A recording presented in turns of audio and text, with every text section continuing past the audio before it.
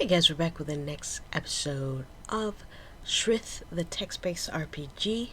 What we've been doing is the Proving Ground Adventures, Proving Grounds 5, which is the Silver Crest, which will get me to have the Shadow Magic, which is what I ultimately want. We finished up part 1, and now we're into part 2, which is what I want to get going with now. So let's just get on right with it. Thank you so much for joining me, hanging out with me. Hopefully I can't talk too loud, so hopefully the mic's picking up everything that I'm putting through, not too loud. So let's get on with it. Next one is an unexpected return. So let's begin. Rinduil does not return at dawn, and by late afternoon the following day, you, Priyan, and Idriska have begun to assume the worst. "Stubborn fool," cries Priyan, pacing before the window. "I'm over fool for not pressing him on where he was headed. Now we sit here as helpless as children, waiting for what?" "We're not to leave," says Idriska, as if reminding Priyan about Rinduil's parting orders. "He would have had us go with him if he felt it was necessary. I won't question his judgment."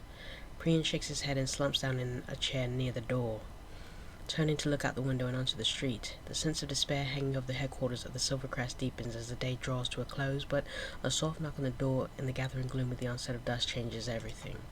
The three of you are quite taken aback when just after dusk you are paid an unexpected visit by the young woman from whom the Silver Crest has commissioned to recover her lost bracelet. The young lady is in an agitated state and seems consumed by the matter that she has come here to discuss in great haste and according to her at considerable risk. "I have reason to believe that Rinduil is in great danger," she begins. "If the worst has not already come to pass. No, it cannot have, for they would have told me. However, this does nothing to lessen the urgency of the tidings I bear." "You're all in great danger," she says, looking at each of you in turn. "A powerful ancient evil, long thought to have been vanquished, again walks among us, and none of us are safe. From its roving eyes are its long shadows." "Don't be alarmed by what you are about to see," says the young woman as she folds her arms across her chest.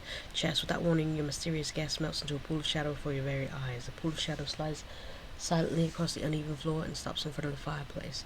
The pool undulates wildly, and as quickly as she melts in the shadow, the young woman returns to form before the flickering glow of the fire. Priyan moves his hand toward the hilt of his sword, but Driscoll places his arm across your comrade's chest. "You must allow me to explain," she says. "I shall start from our first encounter. I must admit that I gave no second thought to the lost bracelet," she confides, pacing before the fireplace. "It was only a trinket, really, but I nonetheless hired the Silver Crest to retrieve it in hopes that all of you would have left the city in search of it.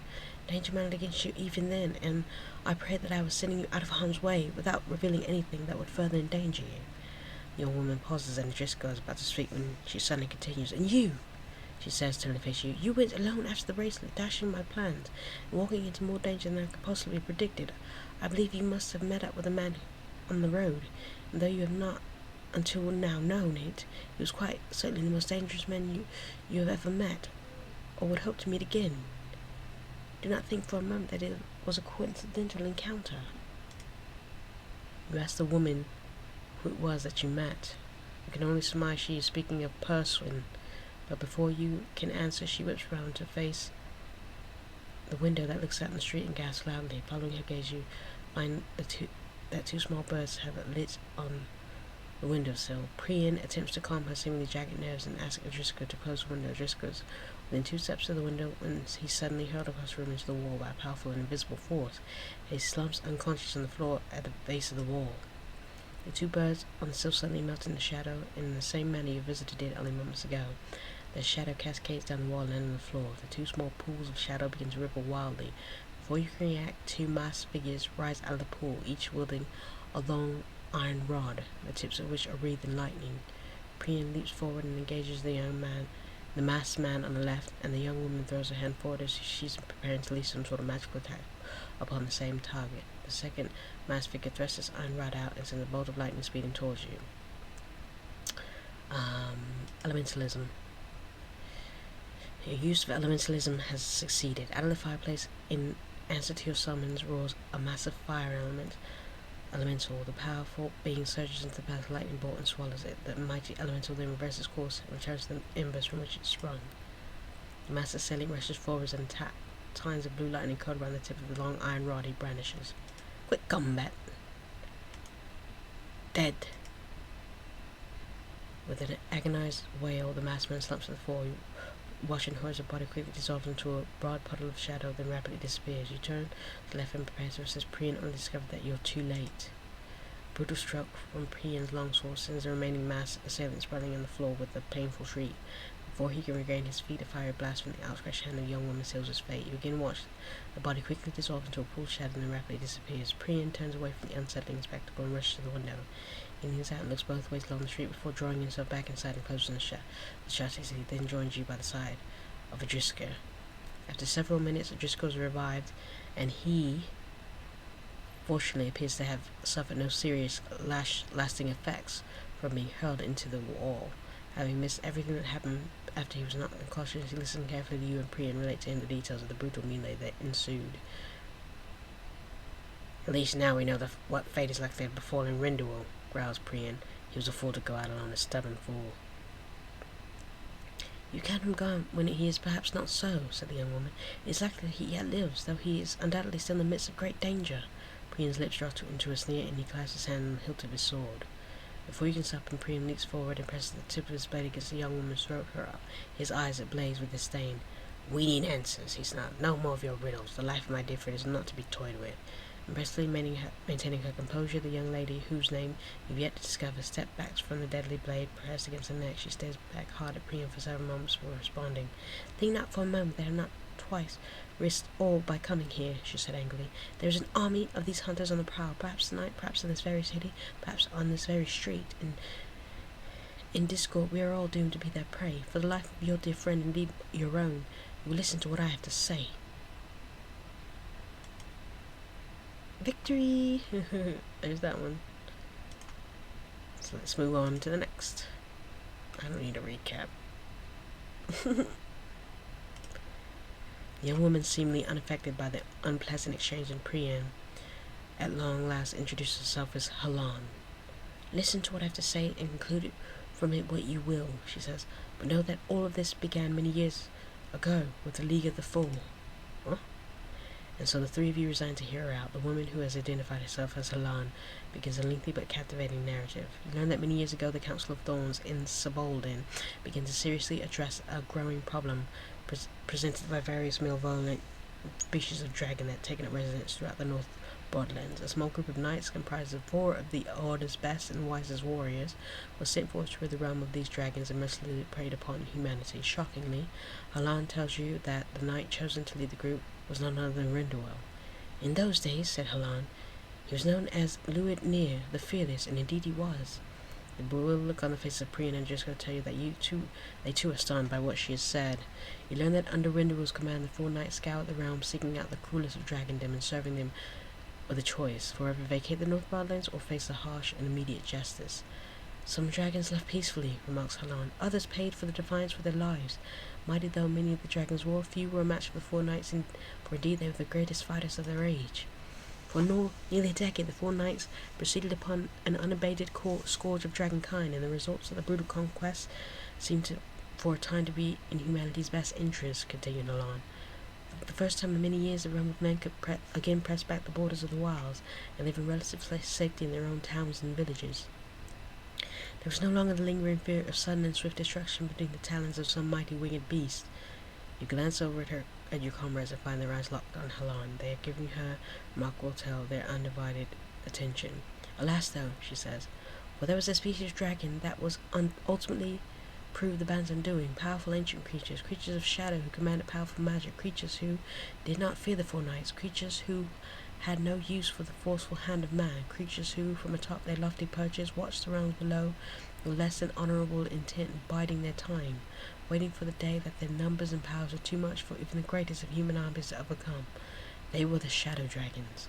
Shadow Dragons were thought to have long ago vanished from the face of the world, said Halanne. But when a small number of them were discovered in the high peaks of Feldruden Range, Rinduil and the other 3 knights gave them the same stark choice as they had given all the others. Halanne paused and looked around the room, her eyes scouring each shadowy recess before finally continuing. The shadow dragons had no interest in the affairs of man, she said, and they had even less interest in subjecting themselves to the whim of the Council of Knights and its 4 armed representatives. They would not parley with those they one day hoped to enslave. They rejected the terms given them by the 4 knights and threatened a war against the realms if they were transgressed upon again. You learn that upon hearing the defiance of the Shadow Dragon, and having no desire to be responsible for hostilities that could threaten the entirety of North Broadlands, the Council of Thorn decided that the 4 Knights campaign had at last reached its conclusion. Rindelwald and the other 3 Knights were honored for their bravery and success, and the missions were ordered abandoned. It was decreed by the Council that the Shadow Dragon would be left alone in their lofty abode. It was unlikely they would choose to interfere with the realm of men. Fortunately, or unfortunately as it may well be, the League of 4 knew better, said Halanne. Needless to say, the decree did not sit well with the 4 knights. Without the consent of the council, in great secrecy, the band continued to raid on the lairs of dragons in all 4 corners of the realms. Brienne shifted in his seat, but does not take his eyes off Halanne. They were not bloodthirsty, nor was their continued war against such much of dragonkind an act without reason, she continues. They had learned through their dealings with dragons that the vast majority of them could not be trusted, and that to leave them within striking distance of human civilization served only to invite disaster. For the dragons would breed, and the passing of time would undoubtedly become an entity which human could no longer hope to contend with peacefully or forcefully. And what are the shadow dragons? Said Brienne. I assume that Rindelwald and the others took fight to them in turn. Halanne turns and nods slowly in reply to Brienne's inquiry. Yes, they did. She replies sadly, yes. Halanne tells you that all that Rindelwald and the other 3 knights of the League of 4 soon attempted to force the shadow dragons from their age-old abodes atop the Felrindian Mountains. The knights employed a variety of tactics to dislodge the powerful creatures, but found that they were outmatched at every turn by the powerful magic wielded by their fearsome foes. Shadow magic, she says, is the very essence of the shadow dragon. They melt in the shadow at will and command the very shadows of anything in their presence. They are wise, powerful, deceptively cruel beasts, and the 4 knights soon found themselves on the run from the creatures they so long had hunted. You learn that it was about this time that Rindelwald met another man in Tisa named Sryth. Sryth was a powerful spellcaster, says Halanne. He knew the potency of the magic the shadow dragons possessed, for he himself wielded it.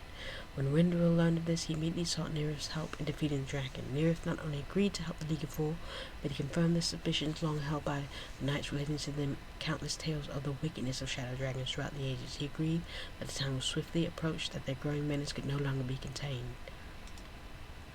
Halanne tells you that soon after Rindelwald met Sryth, the Council of Thorns learned of the knights' disobedience and immediately cast 4 of them from the order. They had become outlaws, and it was decreed that they were to be punished by death should they ever return to the kingdom of Ryosil. And that is how Sryth, a master of shadow magic, a mage whose name appears in no historical text and whose very existence is unknown to but a handful of living, became the leader of what was aptly named the League of 5, she says. And on a day in late summer, not unlike the day that we had just survived, the 5 set out for Telenis to embark on their great endeavor to once and for all put an end to the menace of the shadow dragons. That was 600 years ago. What? Rindelwald is 600 years plus old? Yukasa and Brienne suddenly sits up straight. Driscoll stares wide-eyed at Halanne. What are you saying to us right now? In what obviously is a direct response to reactions, Halanne tells you that Rindelwald and the other 3 knights under Sryth's tutelage became masters of shadow magic. Shadow magic greatly prolongs one's life, she says. Sryth has lived for nearly 1,000 years, and I, also one of his pupils, now draws closest to my 7th century. Now we're talking. This is a good reason to learn shadow magic, right? Immortality, or a long extended life. I mean, 5,000 years is good for me. I don't have to be immortal, just 5,000 years. League of 5, she continues. Sryth and Rindelwald, or Luinir, as he was known in those early days, and the 3 other knights, Trail, Tok, Harakir, and Bios, waged a brutal war against the shadow dragons. Outmatched by humans wielding shadow magic far superior to their own innate abilities, the surviving dragons sought at long last to flee, but they were too late. The chance of flight was already gone. In a masterful stroke, the 5 humans swept down upon the last conclave of shadow dragons and slew them all that is, save one. A young shadow dragon, his name has been given as Madraxa, survived the attack and escape, says Halanne. He'd been taken down with the others. I dare say the history of the last 6 centuries would have been written quite differently. His shadow is a long one, and has draped itself over many things large and small these last 600 years. There does not come to pass a calamity of any measure about which I don't at least suspect his involvement. His hatred for the League of Five and all humanity knows few equals in this world, and his wicked mind is most certainly bent on producing the ruin of both. So the League of Five still remains? Said Driscoll Scott incredulously. Well, we know that Rindelwald is still amongst us. At least I pray that he is. But what of the others? The Yas was killed in the final battle with the Shadow Dragons, answered Halanne, but his death came not by the telling of the enemy. He was slain by his own brother-in-arms, Trailtop. Priyan shakes his head at displeasure, having become like you and just got completely engrossed in the tale. Perhaps swayed by Madrax's own powerful magic, or perhaps treasonous of his own accord. Trailtop slew Vayas and attempted the same on Rindelwald and Nerith, but failed. She continues, his treachery allowed Madraxa to make good his escape, and before Nerith or Rindelwald could counter his attack, Trailtop had fled as well. Halanne reiterates that she feels certain that Madraxa, though he has not to anyone's knowledge been seen since the final showdown with the League of Five, has been actively involved in many of the misfortunes that have befallen the people of North Broadlands for the past 600 years. She also tells you that Nerith and Harakir are still alive, as is Rindelwald, you hope, and Trailtalk. It is Trailtalk that I fear you may have encountered on your mission to retrieve my missing bracelet, she says, turning to you. He was likely surprised to find you in search of the bracelet and not Rindelwald. You can be certain that he knows who you are by now, and that you will not be spared his wrath in any second encounter. Halanne tells the three of you that Trailtalk is now immensely powerful master of shadow magic who is either still controlled by Madraxa or knowingly in league with the sinister shadow dragon. She further states that the Madraxa must by now be a dragon whose age and power is without equal among the dragons of Sryth. Madraxa is the last of his species, he says, and he must fear that his own time is running out if he's chosen now to make his moves so openly. His goal is clear. He seeks the destruction of those who destroyed his wicked kin, and the danger is great, for he is in league with the master shadow mage, whose treachery is already proven, and you can pass all at will without recognition through the world of man.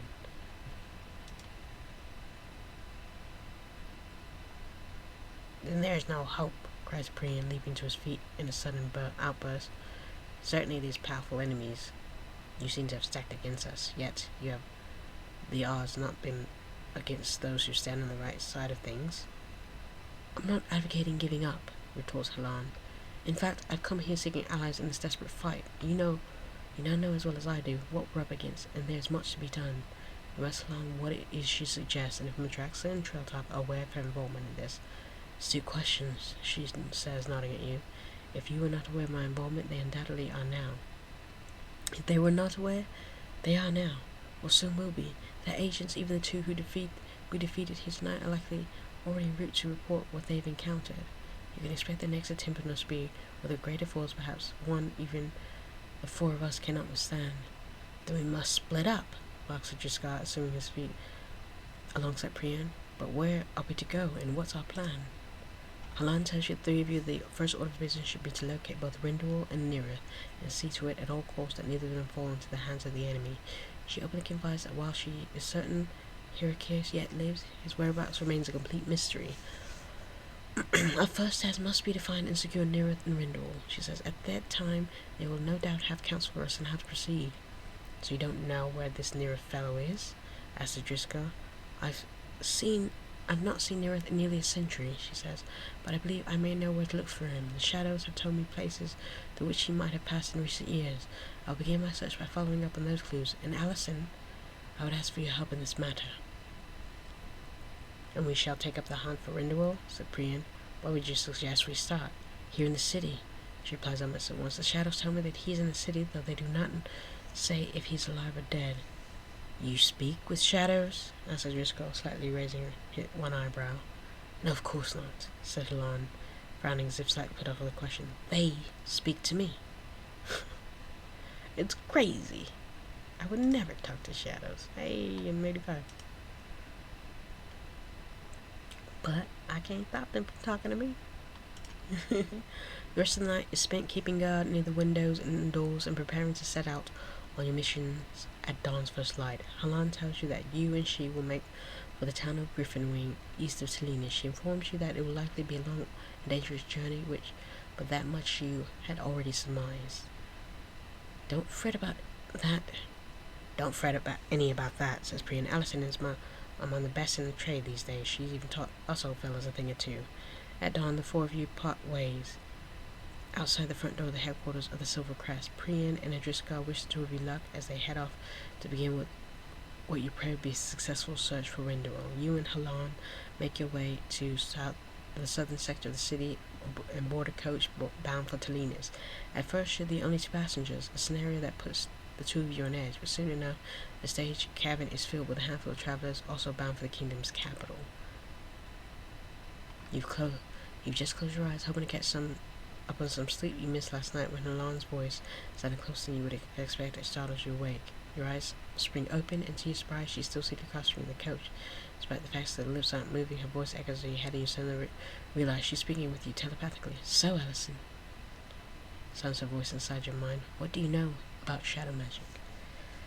I mean, only what I've so far encountered, which is shadow gates, and people coming out of the nether realm.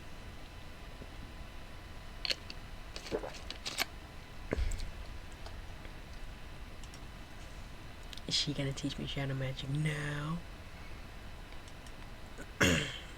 Next one's the long shadows. As the journey gets underway, Halanne continues to speak to you telepathically. You respond to her infrequent inquiries by nodding and shaking your head, and your conversation passes without anyone else on the coach realizing it. Halanne tells you that shadow magic involves a direct interaction with the world of shadows. Shadows from people, objects, anything really, echoes her voice in your mind. It is a mysterious craft to be sure, but it is not evil. Without light and total darkness, there are no shadows. True. I know you're not versed in this craft, she says, but should there prove to be time, I will see to it that you acquire it, for it will help make things a bit easier later on. As Halanne continues, you learn that shadow magic mages draw their power from the shadows around them. You also learn that as shadows melt into other shadows, the potency of the mage's power dramatically increases. The greatest power wielded by shadow mages is the knowledge provided by the shadows with which the mage interacts.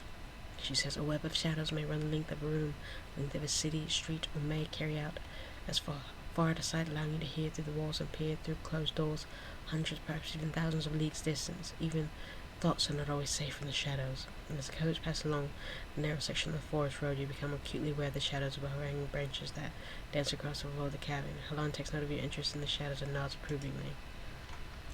You're right to be wary of them, she says in your mind, referring to the shadows that have caught your attention. Shadows are employed for purposes both good and ill, and they are not concerned with the motives of their masters. Halanne's eye falls to the shadows of the trees moving back and forth across the floor of the coach. Someone 1,000 miles away might now be receiving word from the shadow of a candle flickering on the table that we passed along this very stretch of road on the coach bound for Talinas, she said. An alarming thought, but most certainly, but not out of the realm of possibility, I can assure you. Suddenly the coach lurches to a stop, and you hear the driver shout a greeting to someone. Peering out the window, you see a group of 4 border rangers moving up to the coach from the side of the road. The foremost of the rangers appears to be asking the driver whether or not he spotted any travelers on the road this morning.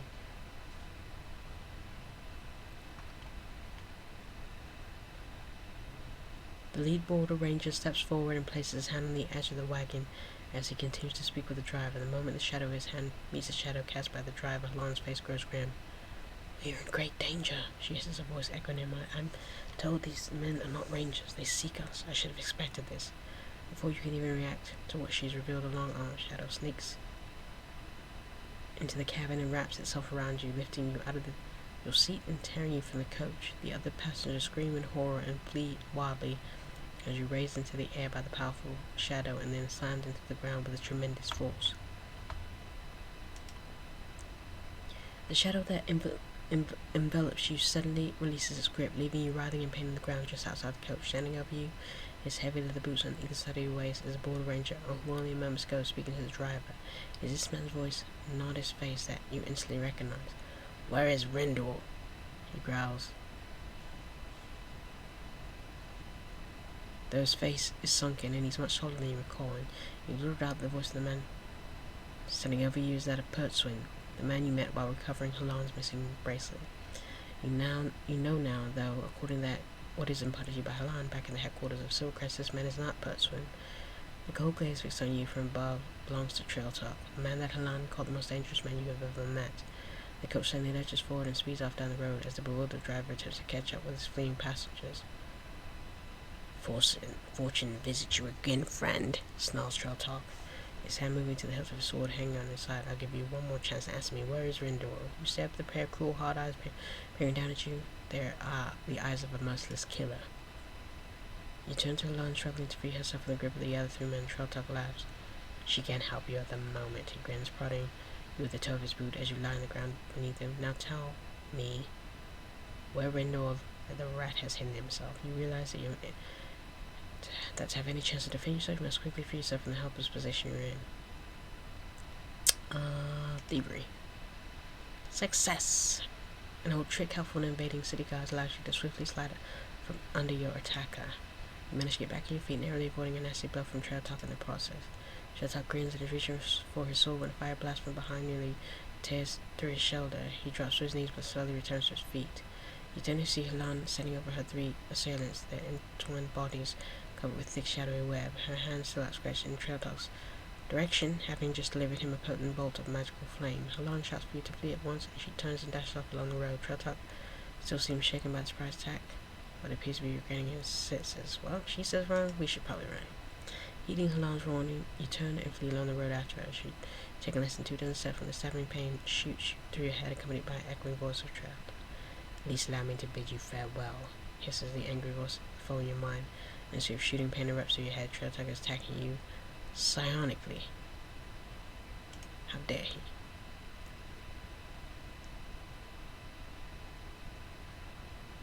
You cry in agony as fiery knives stab you at your mind. The pain is more than you can bear. You quickly stumble and collapse to your knees.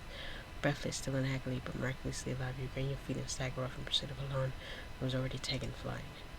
You fly along the road as fast as your legs will allow, barely managing to keep pace with Halanne, whose feet almost seem to float above the uneven ground. Much relief, though, you find it somewhat strange. Trail Talk does not seem interested in taking up pursuit. You glance back over your shoulder as you flee and note that he's still standing at the edge of the road, apparently content to watch your flight. With no alternative at hand, you and Halanne continue in the direction the coach had it, moving cautiously along the edge of the forest road. Trail Talk would not let us escape if he were without hope of finding us again, warns Halanne. His commands of the shadows is great, and there may be no move which we can make that will be hidden from him. Apparently, though, he has not been so fortunate in his search for Rendor. Why is that? It is hard to say, but it bodes well for us for now. Halanne steps to the edge of the forest and places a hand on the rough bark of a leaning maple. You watch as she slides her hand into a cool shadow cast by the neighboring hardwood. There is danger all around us, she says, her eyes closed as if listening to the voice that you are unable to hear. Some of this danger is yet many miles away, though some of it is close at hand. We must not delay. The shadows tell me that all the danger is moving in on us. You want to teach me some shadow magic so we have less of a problem here? All back healed. Alright, next one. The road to Halanne is waylaid in Whitebell. It's late in the afternoon when you and Halanne arrive in a small town of Whitebell. A white-haired watchman seated on a large flat stone next to the road greets you in a friendly wave as the two of you rarely proceed along the town's narrow main thoroughfare. You inquire about the coast passage to Halanne, only discover the coach, likely the one you were previously passengers on, had already passed through, and another wasn't expected for 2 days. Something in there should suit us, said Halanne, grabbing your arm and pointing across the thoroughfare to the stables. Let's see how much they get for 8 hooves in Whitebell. She proceeds across the road and strides up to the stable. You trail close behind her, your eyes and ears alert for the first sign of danger. As Halanne pulls open the main door of the stable, and a broad shadow melts into her own, and horrified look washes over her face. "Allison, duck!" she cries, and the ear-shattering blast of lightning tears out of the shadowy interior of the bar, slamming into her and landing on her back almost 10 yards where she was standing. Before you can rush to her aid, 3 masked men leap down from the inside the stable, each bearing long iron rods in the tips which are entwined with lightning. You quickly position yourself to face them one at a time.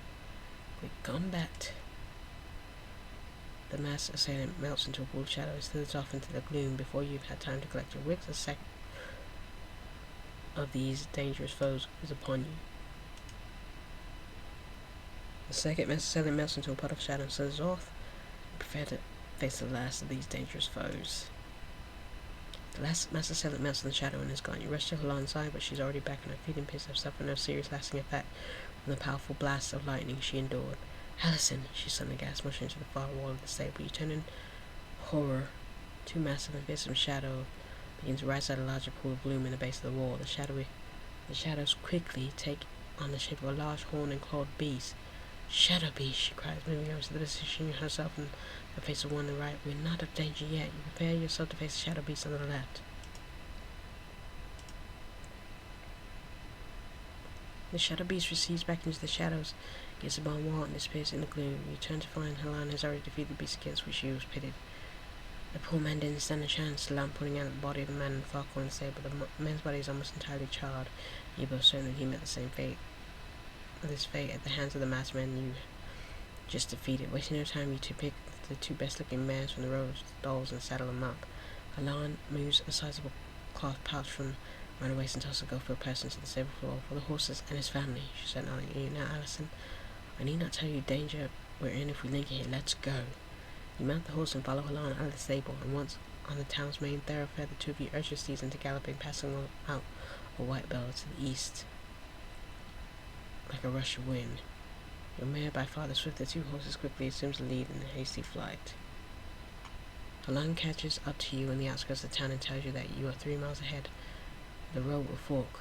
We take the left fork, she shouts above the frantic beat of the steeds' hooves. I don't know much about that way, but it will take us through some of the fairly desolate country. Whether that takes us out of danger or places us deeper in it, I can't say. Sooner than you expect, the fork in the road looms in the view, and the two of you have veered your horse to the left. We best slow them down a bit, she said, taking her horse out of the gallop. These two need to last us until Salinas, or at least until we can get our hands on some fresh ones.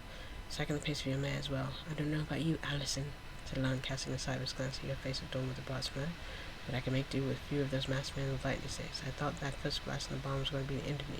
7 centuries almost came to close in that barn. It's not quite the way I planned it out. She's making jokes now. Alright, I'm gonna end the episode there. So we have quite a few left here to go. So probably we can do like 5 or 6 at a time in an episode, and finish this in the next few. That's 1, 2, 3, 4, 5, 6. Yeah, next 3. Wow. So hey, thanks for hanging out and joining me. You know what I'm gonna say. Peace.